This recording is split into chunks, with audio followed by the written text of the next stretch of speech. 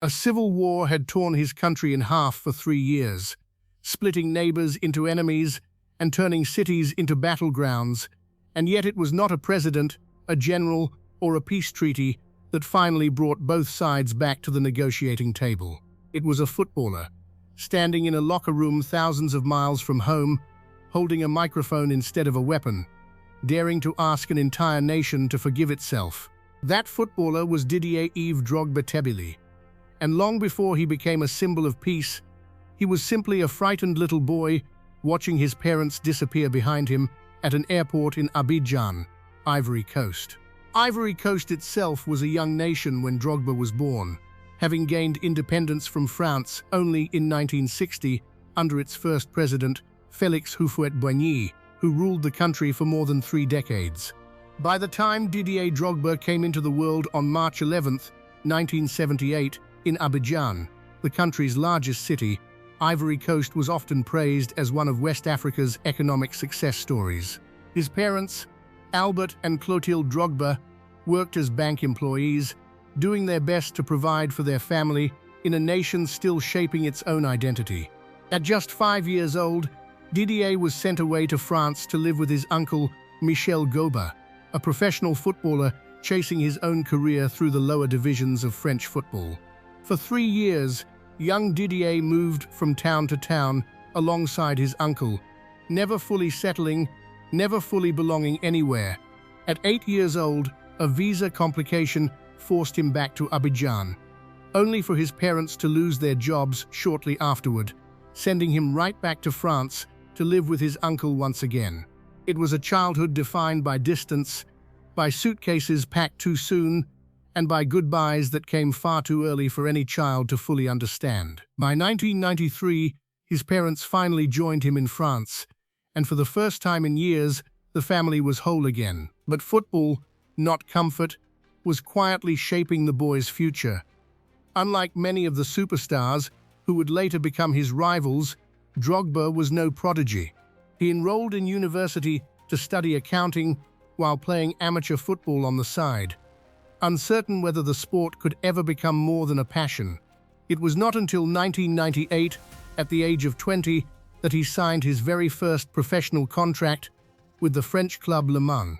20 years old was considered late by football's unforgiving standards, a fact that makes everything that followed even more remarkable. He spent 4 seasons proving himself at Le Mans, slowly building the strength and instincts that would later terrify defenders across Europe, before moving to Guingamp in 2002, where 17 goals in a single season turned heads across France. In 2003, Olympique de Marseille paid €7 million to bring him to the south of France, and Drogba responded with an explosive season of 29 goals, earning a nomination for FIFA World Player of the Year and the title of French Footballer of the Year. He was no longer a late bloomer chasing lost time. He had become one of the most feared strikers in Europe, and clubs across the continent were watching closely. In the summer of 2004, Chelsea Football Club, backed by new ownership and led by a bold young manager named Jose Mourinho, signed Drogba for £24 million, a British transfer record for an African player at the time. The pressure on him was immediate and enormous. Could a striker built in French football survive the brutal physicality of the English Premier League? He not only survived it, he came to define it. Drogba became the unyielding centerpiece of Mourinho's Chelsea, a team built on discipline, power, and relentless ambition. In the 2006 to 2007 season, Drogba finished as the Premier League's top scorer with 20 goals, ending the year with 33 across all competitions, and helped Chelsea win its first league title in 50 years. Over the course of his years at the club, he lifted 4 Premier League titles, 4 FA Cups, and 3 League Cups, becoming one of the most decorated players in the club's history. In 2006 and again in 2009, he was named African Footballer of the Year, cementing his place among the continent's greatest players ever to grace the sport. But while Drogba's club career soared in England, his homeland was breaking apart at the seams. Since 2002, Ivory Coast had been divided by a brutal civil war, with President Laurent Gbagbo's government controlling the south of the country and a rebel group known as the New Forces, led by Guillaume Soro, controlling the north. Thousands of people had been killed in the fighting, and more than 1 million had been displaced from their homes, forced to flee cities and villages that had once been peaceful. On October 8, 2005, in Omdurman, Sudan, the Ivorian national team defeated Sudan 3-1, a result that, combined with events elsewhere on that same day, sealed Ivory Coast's qualification for its first ever World Cup. In the dressing room afterward, as cameras captured the raw, unfiltered celebration of players who had just made history, Drogba took the microphone. What followed was not planned by any government official, nor scripted by any political advisor. Looking directly into the camera, with his teammates gathered behind him, he said, "Men and women of Ivory Coast, from the north, south, center, and west, we prove today that all Ivorians can coexist and play together with a shared objective."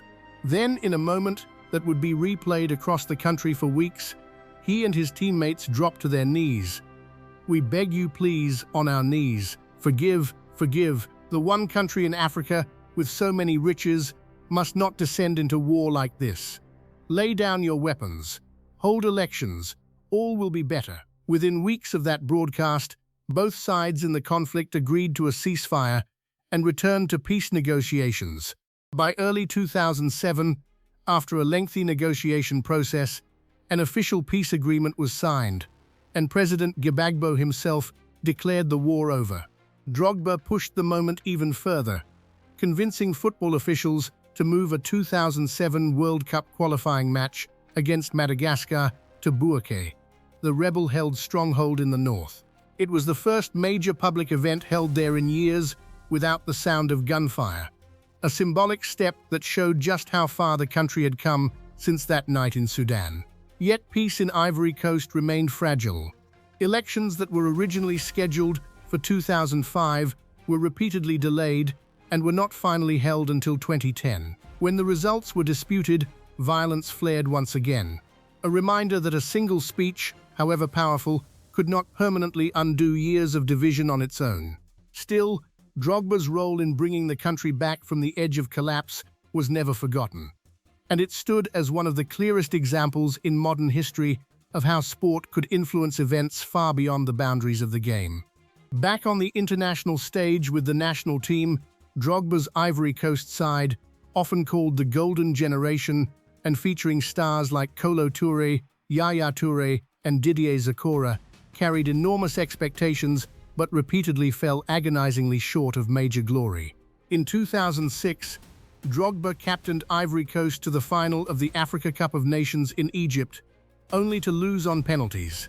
In 2012, in Gabon, Ivory Coast reached the final once again, this time against Zambia, and once again lost on penalties, with Drogba himself missing a second-half spot kick that could have swung the match in his side's favor. In 2013, after a quarter-final exit at the tournament in South Africa, Drogba, then 34 years old, admitted it may have been his last realistic chance to win the trophy his country craved. On the club stage, however, Drogba's story was building toward its most dramatic night. On May 19, 2012, a 34-year-old Drogba faced Bayern Munich in the UEFA Champions League final. Played on Bayern's own home ground in Munich, Germany, Chelsea trailed 1-0 deep into the second half, their chances of European glory slipping steadily away. Then, in the 88th minute, Drogba rose above the Bayern defense to head home the equalizer, sending the match into extra time and eventually penalties. When it came time for Chelsea's decisive fifth penalty, it was Drogba who stepped forward. He scored, delivering Chelsea its first Champions League title in the club's history. 2 days later, he announced he was leaving the club, closing one of the most storied chapters in Chelsea's history on its highest possible note. His playing career did not end there. He went on to play for Shanghai Shenhua in China and Galatasaray in Turkey, where he won a league title before returning to Chelsea for one final season in 2014, helping the club win yet another Premier League title. Later that year, following a disappointing 2014 World Cup campaign in Brazil where Ivory Coast exited in the group stage, Drogba announced his retirement from international football at the age of 36. He left the national team as its all-time leading goalscorer with 65 goals in 104 appearances, a record that still stands. In a cruel twist of timing, Ivory Coast finally won the Africa Cup of Nations in February 2015, just 1 year after Drogba's international retirement, defeating Ghana on penalties following a marathon shootout that ended 9-8. Drogba was not on the pitch that night in Equatorial Guinea. He watched from home, celebrating a national triumph he had spent over a decade chasing, but never quite reaching himself.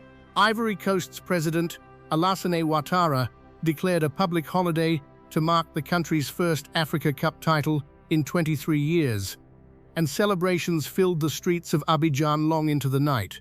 After Chelsea, Drogba crossed the Atlantic Ocean, joining Montreal Impact in Major League Soccer, before finishing his playing days in the United States with Phoenix Rising in 2018, bringing to a close a professional career that had spanned 2 decades and 4 continents. Long before his final match, Drogba had already begun building a legacy that extended well beyond goals and trophies. In 2007, at the height of his Chelsea career, he founded the Didier Drogba Foundation, aimed at improving healthcare and education across Ivory Coast. In 2009, he donated €3 million from a personal sponsorship deal toward building a hospital in Abidjan, providing medical care to a community that had long struggled with limited resources. That same year, the United Nations Development Programme named him a Goodwill Ambassador, formally recognizing the humanitarian work he had already been carrying out for years. He later served on a Truth and Reconciliation Commission in his home country, continuing the work of healing that had first begun with that unscripted speech in a Sudanese locker room. Today, Didier Drogba is remembered as one of the greatest African footballers in history and among the finest strikers of the Premier League era. His trophy case includes 1 UEFA Champions League title, 4 Premier League crowns, 4 FA Cups, 3 League Cups, and 2 African Footballer of the Year awards, a collection few players from any generation can match. Yet his most extraordinary achievement may not appear in any record book at all. It was a single speech, delivered in a locker room far from home, that helped calm a nation on the brink of collapse, proving that the most powerful victories in history are not always won on the field, and that the reach of a single voice, spoken with sincerity at the right moment, can extend far beyond the walls of any stadium.